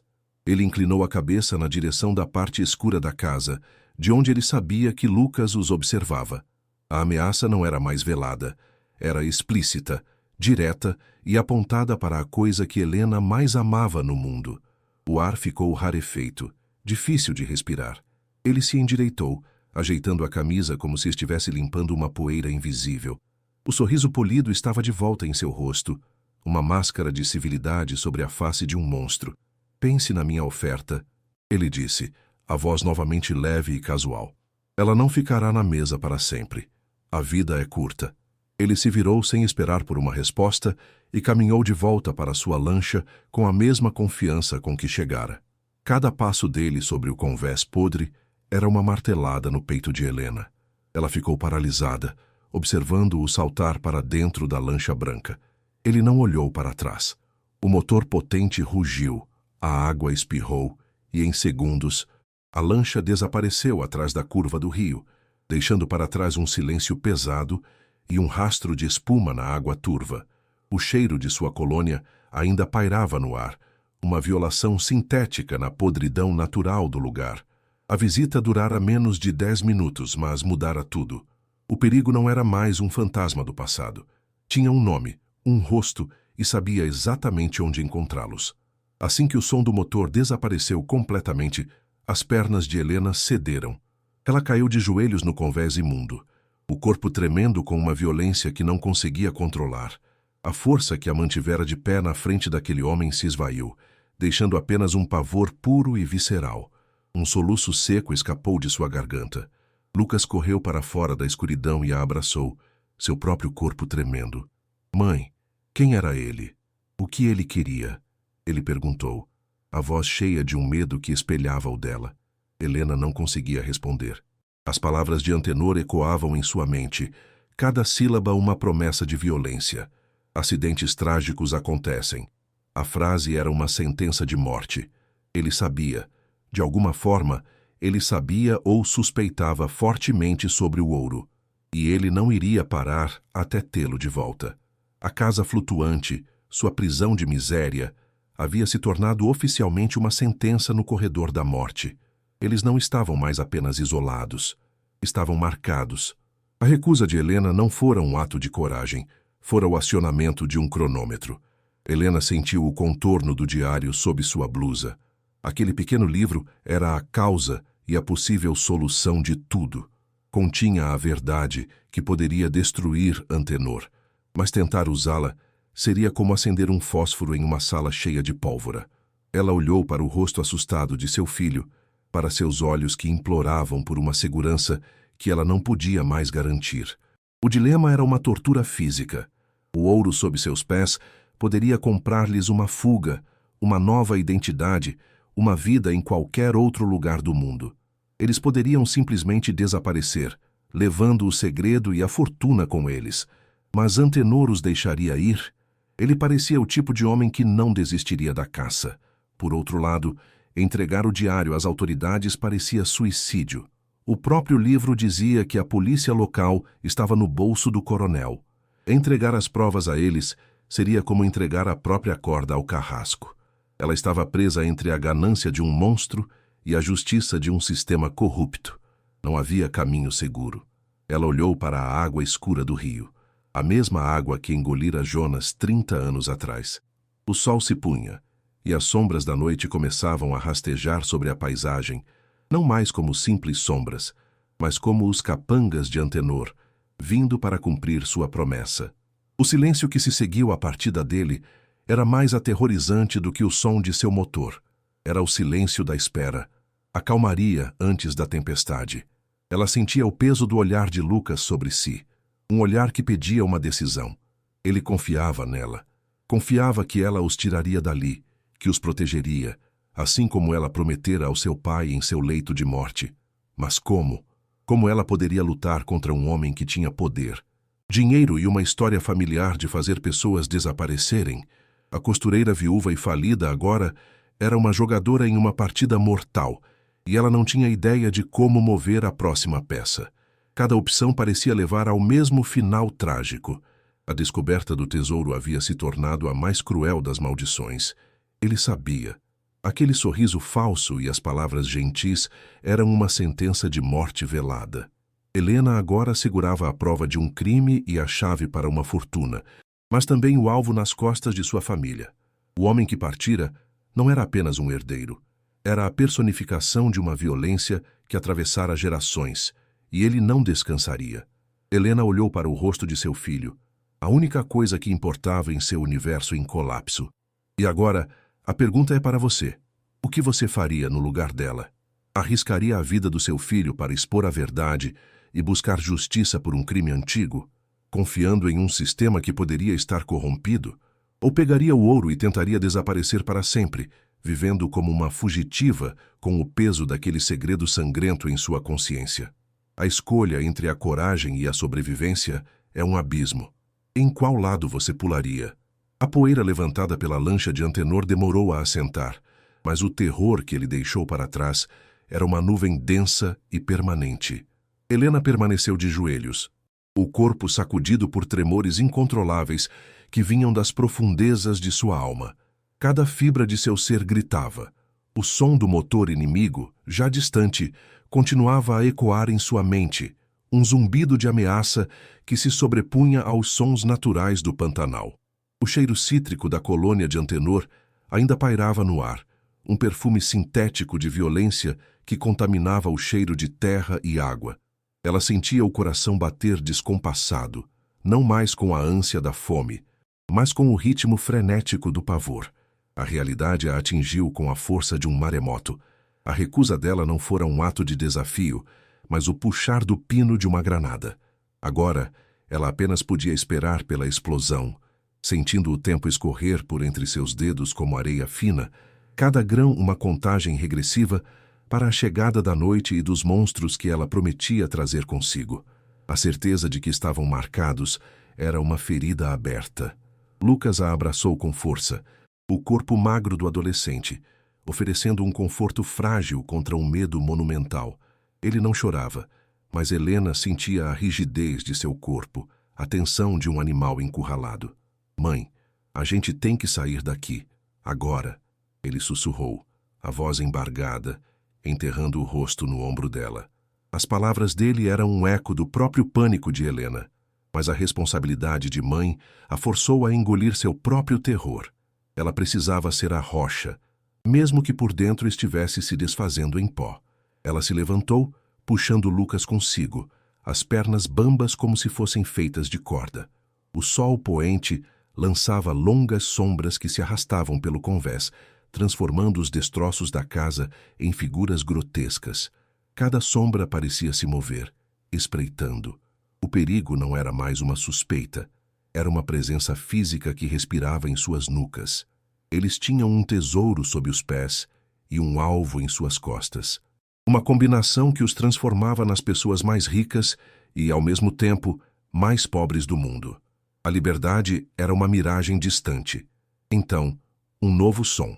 Um som discreto, quase imperceptível, que se aproximou sorrateiramente.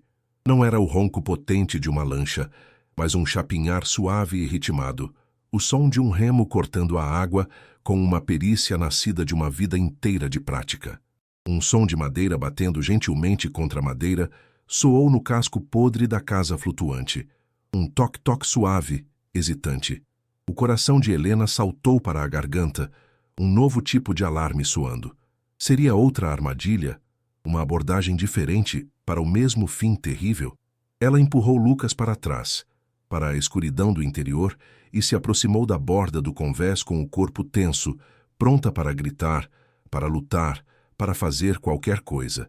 Na água escura, balançando suavemente, estava uma pequena canoa de madeira, escavada em um único tronco, e nela um homem. Um velho, cuja pele parecia tão antiga e curtida quanto a madeira de seu barco. O rosto, um mapa de rugas profundas, esculpidas pelo sol e pelo tempo. Seus olhos, no entanto, eram surpreendentemente claros e vivos. Era o mesmo barqueiro que os trouxera, mas agora seu rosto não continha a indiferença de antes. Havia uma preocupação gravada em suas feições, uma espécie de pena sombria. Ele não disse nada por um longo momento, apenas observou Helena com aqueles olhos penetrantes, que pareciam ver através da sujeira e do medo, diretamente em sua alma. Helena sentiu um arrepio. Aquele homem era parte daquele lugar de uma forma que ela nunca poderia ser. Ele era como as árvores retorcidas da margem, como as águas barrentas do rio, antigo, silencioso e cheio de segredos. "Eu vi o urubu branco saindo daqui", ele disse finalmente, a voz grave e áspera como cascalho. "O barco do filho do coronel. Ele não vem pescar nestas águas paradas." O apelido Munurubu Branco descrevia perfeitamente a lancha elegante e predatória de Antenor. O velho pescador cuspiu na água, um gesto de profundo desprezo. "Meu nome é Manuel, e acho que a senhora precisa de ajuda, mais do que imagina." A declaração não foi uma oferta, foi uma constatação. Helena sentiu uma pequena comporta de sua compostura se romper. Uma lágrima solitária escorreu por sua bochecha suja. A simples presença daquele estranho, sua oferta velada de aliança, era a primeira gota de bondade que ela experimentara em meses. Ela assentiu, incapaz de formular palavras. Seu Manuel manobrou a canoa para mais perto, o rosto uma máscara de seriedade. O que aquele filhote de cobra queria com a senhora? Ele perguntou sem rodeios. A pergunta era direta, mas não invasiva. Era a pergunta de alguém que já sabia parte da resposta e temia o resto. Helena respirou fundo, o ar pesado do pântano enchendo seus pulmões, e contou. Contou sobre a oferta de compra, sobre a recusa, sobre a ameaça velada contra ela e seu filho. Ela não mencionou o ouro ou o diário, mas a expressão de Manuel se tornou ainda mais sombria a cada palavra dela, como se ela estivesse apenas confirmando seus piores medos. Ele não parecia surpreso, apenas terrivelmente triste. O silêncio que se seguiu foi pesado. carregado com o peso da história não contada daquele lugar. Seu Manuel olhou para a casa flutuante com uma expressão que misturava nostalgia e dor. Eu conheci o primeiro dono, o Jonas, ele disse, a voz baixando para um tom confidencial. Ele não era um homem mau. Era só um homem assustado, que se meteu com gente errada. Um passarinho que pensou que podia cantar na gaiola de ouro do coronel Ramiro. A metáfora fez o coração de Helena apertar. Era exatamente como ela imaginara. Jonas me contou, numa noite de cachaça, que estava juntando uma última carga, a maior de todas. Disse que ia sumir com ela, começar de novo em outro lugar. Ele construiu um esconderijo aqui, um lugar que nem o diabo acharia. Manuel apontou com o queixo para o casco da casa. Ele estava com medo. Dava para sentir o cheiro do medo nele, mais forte que o cheiro do rio. A revelação era uma confirmação viva das palavras escritas no diário, uma voz do presente ecoando a voz do passado. Helena sentiu o diário contra sua pele, como se as palavras de Jonas estivessem esquentando em resposta. O quebra-cabeça estava se montando. E então, ele sumiu, continuou Manuel, seus olhos fixos em um ponto distante no horizonte, como se estivesse revivendo a memória. Foi numa noite de temporal, como hoje talvez. Eu estava na minha palafita, ajeitando as redes. O rio estava agitado, o vento uivava, e eu vi o barco do coronel Ramiro atracar aqui. Um calafrio percorreu a espinha de Helena, eriçando os pelos de seus braços. A cena que ela apenas imaginara agora ganhava contornos de testemunho ocular. Não era comum o coronel vir pessoalmente. Ele sempre mandava os cães de guarda dele. Se ele veio, era porque o assunto era sério. Ou final. A palavra final pairou no ar, carregada de um peso mortal. Manuel fez uma pausa, o som do vento nos aguapés preenchendo o silêncio. Eu ouvi vozes, uma discussão. O vento trazia pedaços de frases. Traição. Meu por direito. Nunca vai sair daqui. A voz de Jonas estava alta, desesperada.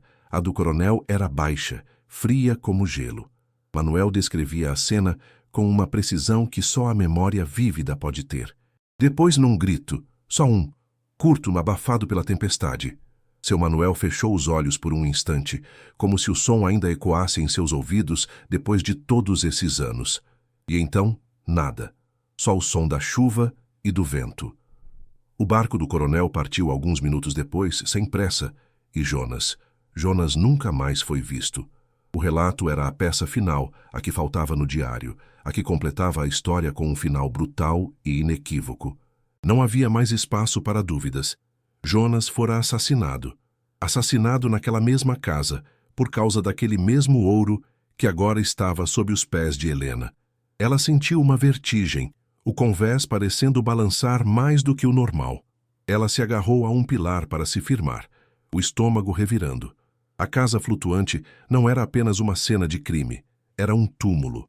E eles estavam morando nele, profanando-o com sua presença, atraindo a atenção do assassino original, ou pior, de sua cria.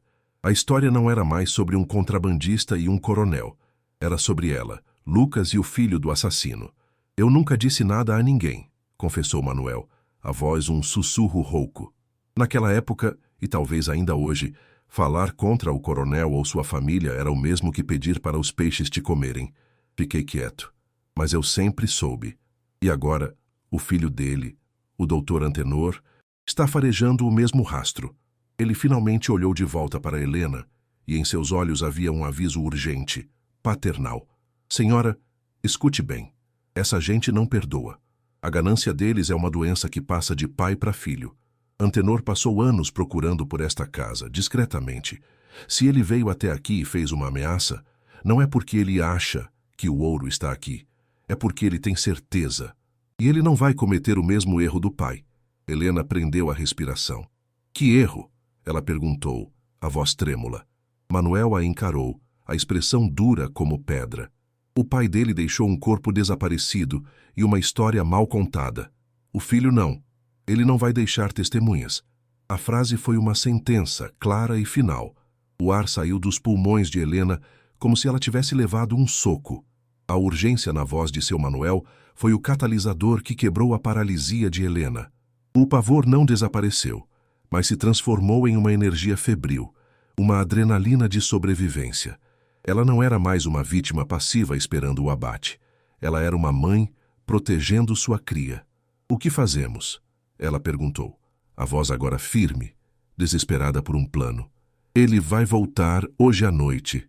Não era uma pergunta. Era uma certeza compartilhada. Seu Manuel assentiu lentamente.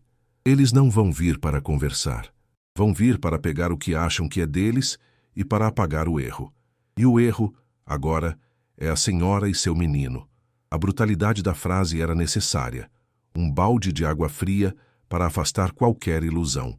Não podem lutar. Não podem se esconder aqui. A única chance é fugir, agora, e levar a prova com vocês. "A prova?" repetiu Helena, o coração batendo forte. Manuel olhou diretamente em seus olhos. "A história toda está naquele ouro. Mas a condenação deles está na história do Jonas. Se a senhora tiver o diário dele, tem a arma." Ele sabia, ou deduziu. Helena não precisou confirmar. Seu rosto deve tê-lo denunciado. A decisão foi tomada em um instante. "Lucas!" ela chamou, a voz cortante. "Pegue a mochila, rápido, só o essencial." Enquanto Lucas corria para dentro, catando as poucas coisas que tinham, Helena se virou para a escotilha no convés. Ela não podia arriscar descer ao porão. Não havia tempo, mas ela precisava de algo mais. Algo irrefutável. Ela correu para o compartimento secreto no casco, o mesmo que eles haviam descoberto no dia anterior. A adrenalina lhe deu uma força que ela não sabia que possuía. Ela abriu a escotilha com um puxão violento, o som da madeira rangendo um grito de urgência. Ela não pensou. Ela agiu. Enfiou a mão na escuridão fria do compartimento, seus dedos encontrando a superfície sólida e pesada das barras de ouro.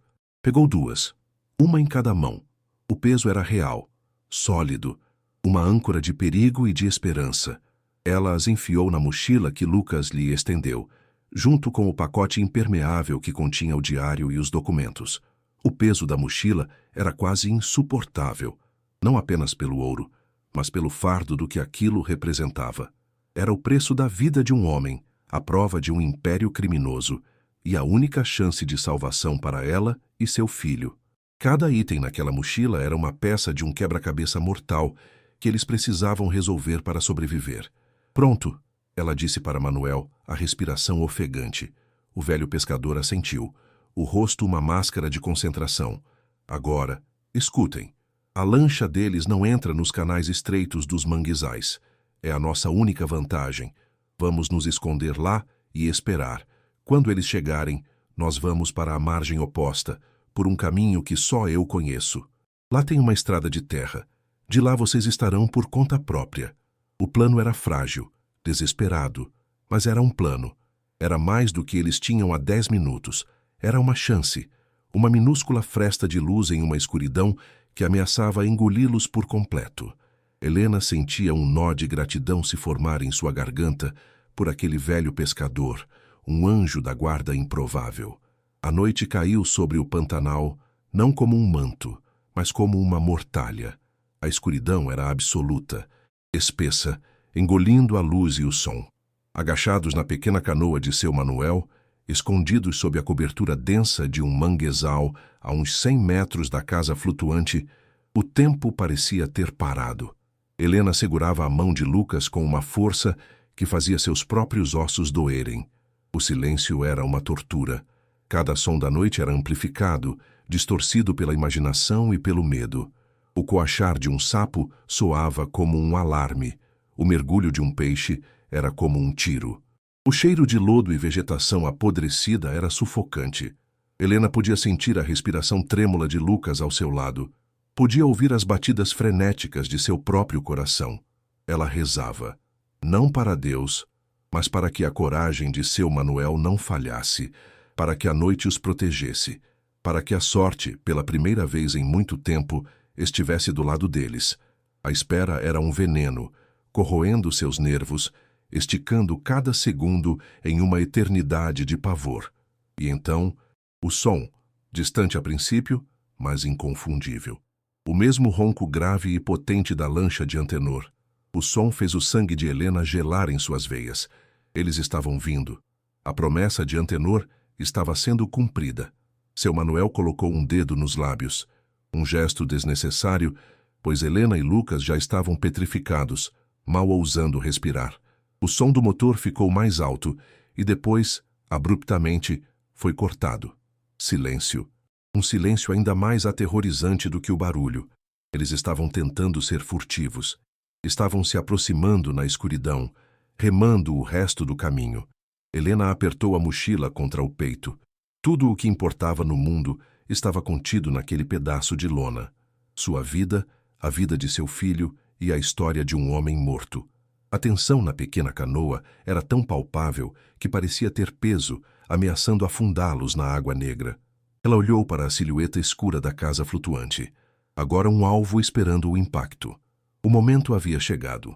O som de um barco raspando contra o casco da casa flutuante foi alto na noite silenciosa. Depois, o baque surdo de pés pesados aterrissando no convés de madeira. Eram mais de um. Helena ouviu sussurros, vozes rudes e baixas que o vento trazia em fragmentos.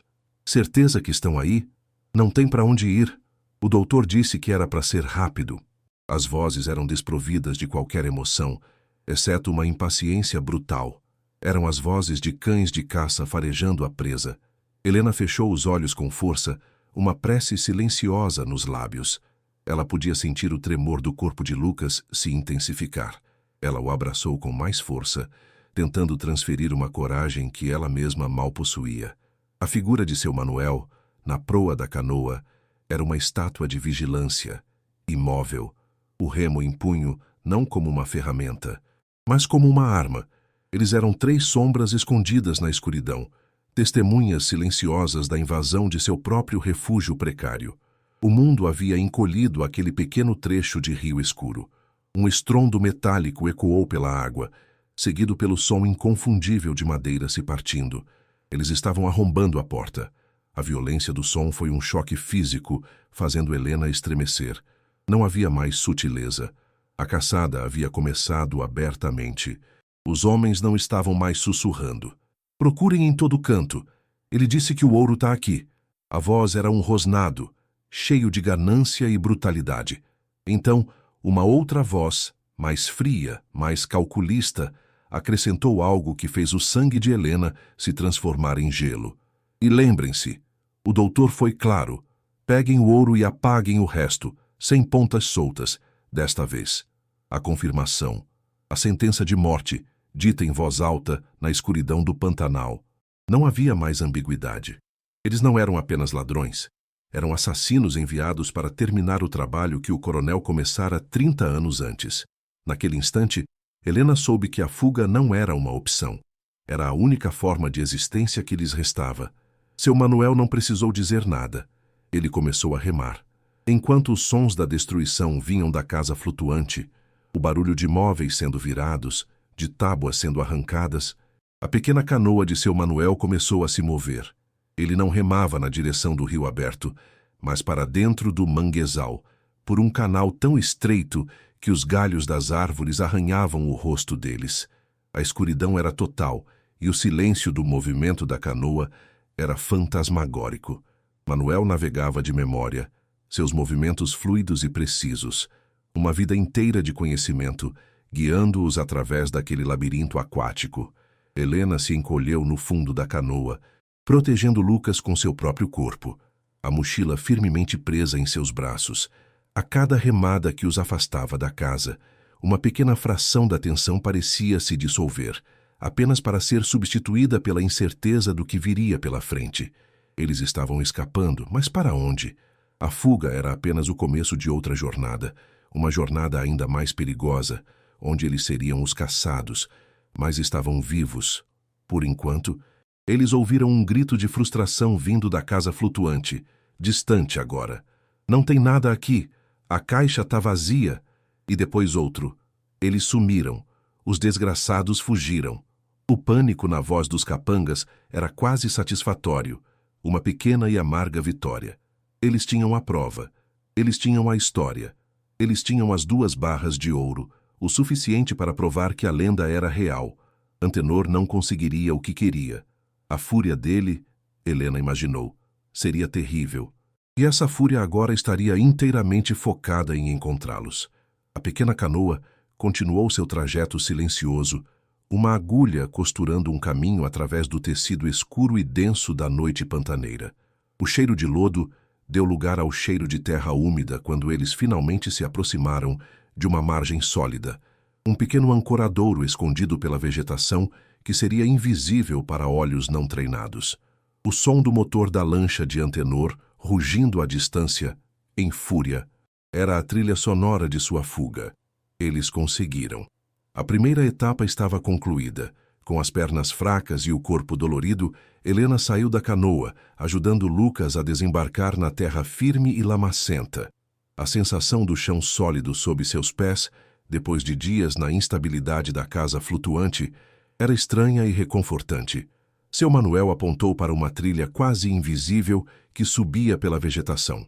A estrada fica a uns 2 quilômetros naquela direção. Não parem por nada. Não confiem em ninguém até chegarem na capital. Procurem a Polícia Federal. Só eles. Entenderam? Só a Federal. Ele entregou a Helena um pequeno saco de pano com um pedaço de pão e uma garrafa de água. Um tesouro maior que todo o ouro do mundo naquele momento. Deus os acompanhe, ele sussurrou, a voz rouca de emoção. Helena o abraçou. Um abraço rápido e desesperado. O cheiro de rio e tabaco do velho pescador se impregnando em sua memória. Obrigada. Por tudo. Eu nunca vou esquecer. Ele apenas assentiu, os olhos brilhando na escuridão. E antes que ela pudesse dizer mais alguma coisa, ele já estava de volta em sua canoa, desaparecendo na noite como um fantasma. Sozinhos na escuridão, com os sons da mata ao redor e o rugido distante de seus perseguidores, Helena e Lucas começaram a caminhar. A mochila pesava em suas costas, um fardo de ouro e de esperança. A trilha era difícil, escorregadia, e os galhos arranhavam seus rostos e braços, mas eles não pararam. Cada passo era um ato de desafio. Cada metro conquistado era uma vitória contra Antenor e o legado de terror de sua família. O medo ainda estava lá, um companheiro constante e gelado, mas agora havia algo mais: determinação. Helena não era mais a viúva desamparada, a costureira falida. Ela era uma sobrevivente, uma guardiã de um segredo mortal e a única esperança de justiça para um crime há muito esquecido. Ela olhou para Lucas, caminhando à sua frente, a silhueta magra recortada contra a escuridão. Eles haviam perdido tudo, mas haviam encontrado algo mais forte, a vontade de lutar. A fuga da casa flutuante não foi um fim, foi um batismo de fogo. A verdadeira batalha estava apenas começando. Eles caminhavam em direção a um futuro incerto, armados apenas com a verdade. A poeira da estrada de terra grudava em sua pele suada, formando uma segunda pele de exaustão e medo. Cada farol que surgia na escuridão da rodovia fazia o coração de Helena saltar, um espasmo de pavor de que fossem eles. A mochila, com seu peso surreal de ouro e papel, era um fardo que lhe queimava as costas, um lembrete constante do abismo que haviam acabado de cruzar. A carona em uma caminhonete barulhenta, com o cheiro forte de gado, os levou até a cidade mais próxima, onde embarcaram em um ônibus noturno. O zumbido do motor era um som monótono que não conseguia abafar o ruído de suas mentes. Helena não dormiu. Ela apenas observou as luzes dos postos de gasolina passando como estrelas distantes na escuridão. Cada quilômetro, uma pequena vitória, uma remada a mais para longe do redemoinho que tentara engoli-los. Ao seu lado, Lucas finalmente dormia, a cabeça encostada na janela fria, o rosto exausto, mas pela primeira vez em dias, livre do terror imediato. Ela sentia o contorno do diário contra seu peito, um coração artificial batendo a história de um crime e a promessa de justiça. 2 dias depois, eles desembarcaram na capital do estado. O choque foi brutal. O ar, pesado e úmido, foi substituído pelo cheiro de asfalto quente e fumaça de escapamento. O silêncio do Pantanal deu lugar à cacofonia da cidade. Buzinas, sirenes e o murmúrio de milhares de vozes. Para Helena, era uma selva de concreto, tão perigosa quanto a que deixaram para trás. Seguindo a única instrução de seu Manuel, Eles caminharam até o endereço que um taxista lhes deu. O prédio da Superintendência da Polícia Federal era um monstro de concreto e vidro escuro, impessoal e intimidante. Helena parou na calçada oposta, o coração martelando, a dúvida a assaltando. E se Manuel estivesse errado? E se a corrupção do coronel chegasse até ali? Ela olhou para Lucas, que a encarava com uma confiança inabalável. Foi o olhar dele que lhe deu a força. Ela respirou fundo o ar poluído da cidade, agarrou a alça da mochila e, como quem pula de um penhasco, atravessou a rua, subindo os degraus de granito frio em direção à porta de vidro, que poderia ser sua salvação ou sua condenação final. A sala era pequena, fria e cheirava a café requentado e desinfetante. 2 agentes federais, um mais velho e cético, outro mais jovem e curioso, sentaram-se à sua frente. Eles ouviam com uma paciência profissional, mas seus rostos eram máscaras de descrença. Uma mulher suja, com roupas rasgadas e um olhar assombrado, contando uma história de tesouro, assassinato e conspiração que parecia saída de um livro barato.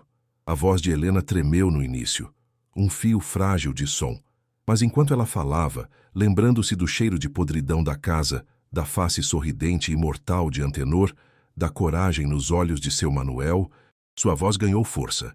A dor e o medo se transformaram em uma convicção gélida. Ela não estava pedindo ajuda, estava entregando uma arma carregada. Ela descreveu a ordem de despejo, a compra desesperada, a ruína flutuante, a descoberta da escotilha. Os agentes trocavam olhares. Ceticismo, paciência se esgotando.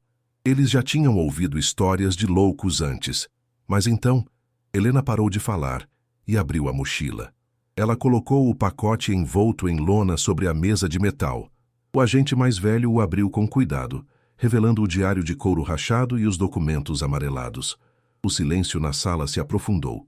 O agente mais jovem começou a folhear o diário, seus olhos se arregalando ligeiramente ao ler as primeiras entradas. O ceticismo em seus rostos começou a ser corroído por uma curiosidade intensa. Eles viram os nomes, as datas, a crônica detalhada de um império criminoso, a história, que parecia um delírio. Agora tinha uma testemunha fantasma, com caligrafia e tinta. Mas a verdadeira mudança, o momento em que a atmosfera da sala se alterou de forma irrevogável, foi quando Helena enfiou a mão na mochila novamente. Com um esforço, ela tirou uma das barras de ouro e a colocou sobre a mesa.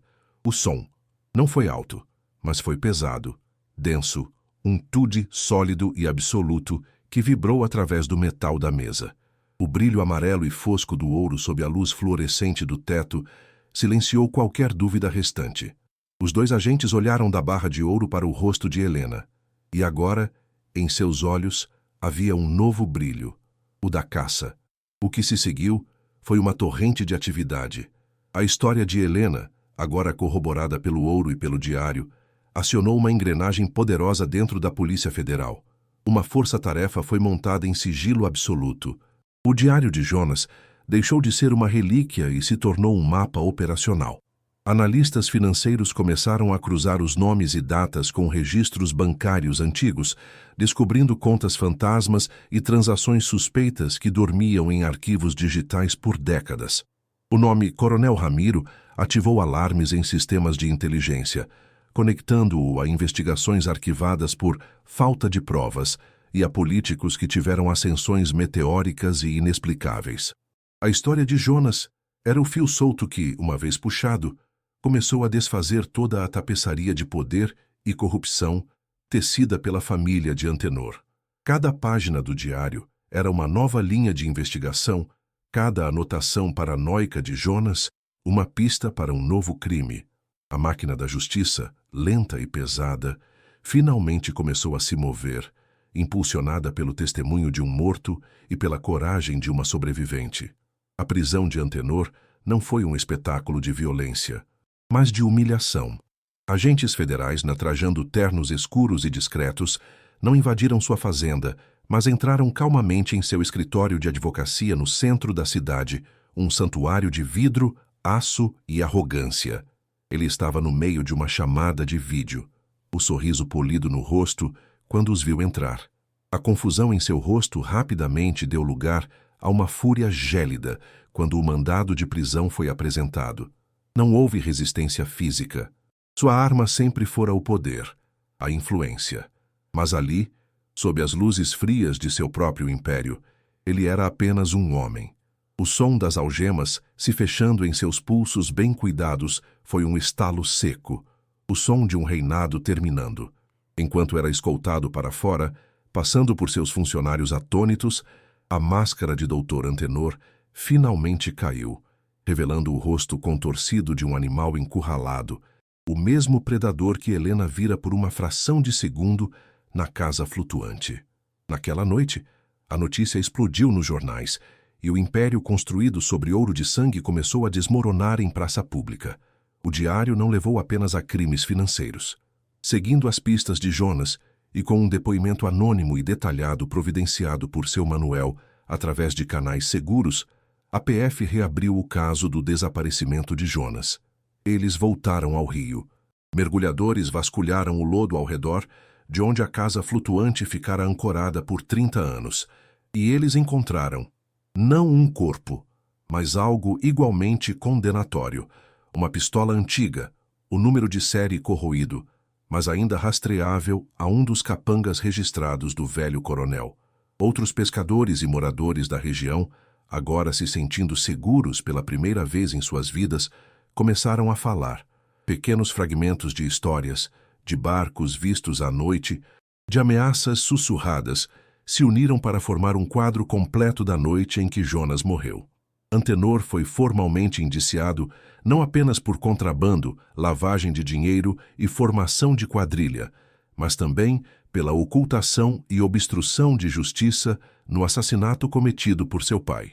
A justiça, adiada por 3 décadas, finalmente encontrava seu caminho, fechando o ciclo de violência que começara naquela noite de tempestade.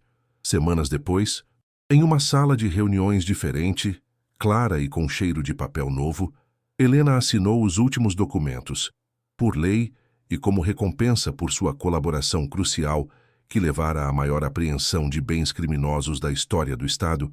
Ela tinha direito a uma porcentagem substancial do valor do ouro e dos outros ativos recuperados. Um advogado do governo lhe entregou um envelope. Dentro não havia dinheiro, mas um extrato oficial, um documento confirmando a transferência de uma quantia para uma conta aberta em seu nome. O número impresso no papel tinha tantos zeros que Helena não conseguiu processá-lo de imediato. Sua mente voltou para a mesa da cozinha de sua antiga casa, para as notas amassadas de sua rescisão. 3.000 reais. Ela sentiu uma tontura, um nó se formando em sua garganta, mas desta vez não era de desespero. Eram lágrimas. Lágrimas quentes e silenciosas de um alívio tão profundo, tão absoluto, que parecia lavar décadas de luta e sofrimento. Era o som da porta de uma prisão se abrindo para sempre. Era o preço da sua coragem. O zumbido suave e constante não era mais de uma geladeira vazia. Era o som de uma máquina de costura nova, de última geração, deslizando sobre um tecido de seda. O cheiro no ar não era de mofo e podridão, mas de bolo de milho assando no forno e do perfume suave das flores do pequeno jardim que se via pela janela. Helena morava agora em uma casa confortável e clara, em um bairro tranquilo da cidade. Ela havia aberto seu próprio ateliê e sua agenda estava cheia de clientes que admiravam seu talento. Na mesa da cozinha, Lucas não parecia mais um menino assustado carregando o peso do mundo. Ele era um jovem de 17 anos, os olhos brilhando de excitação enquanto circulava cursos em um catálogo de universidade. "Mãe, acho que vou fazer engenharia, ou talvez direito", ele disse. Sorrindo, Helena colocou um pedaço generoso de bolo em seu prato. A cena era tão simples, tão normal, e por isso mesmo era um milagre. A miséria do ato 1 era um fantasma de outra vida, uma história que ela um dia contaria aos seus netos. Uma lenda de como sua avó lutou contra monstros e venceu. Da janela de seu ateliê, Helena observava a chuva cair sobre as flores de seu jardim. A água não era mais uma ameaça. O som das gotas no telhado não era mais um prenúncio de goteiras e frio. Era apenas chuva. Um som que limpava o mundo e o fazia florescer. Ela pensou em Jonas, o homem cujo desespero se entrelaçara ao seu, e em seu Manuel, o anjo da guarda que apareceu na escuridão. Sua jornada havia sido um mergulho no mais profundo abismo do desespero humano, mas ela havia emergido do outro lado, não apenas com a segurança financeira, mas com algo muito mais valioso, a paz. A certeza de que, mesmo quando o mundo parece uma ruína apodrecida, a coragem de um único indivíduo pode ser a escotilha para a redenção. Histórias como a de Helena nos lembram que a esperança pode ser encontrada nos lugares mais sombrios e que a justiça, por mais que demore, vale a luta. Se você se emocionou com a jornada de superação de Helena e acredita no poder de uma boa história, não deixe de se inscrever no canal e ativar as notificações. Assim, você não perde nenhum de nossos próximos relatos.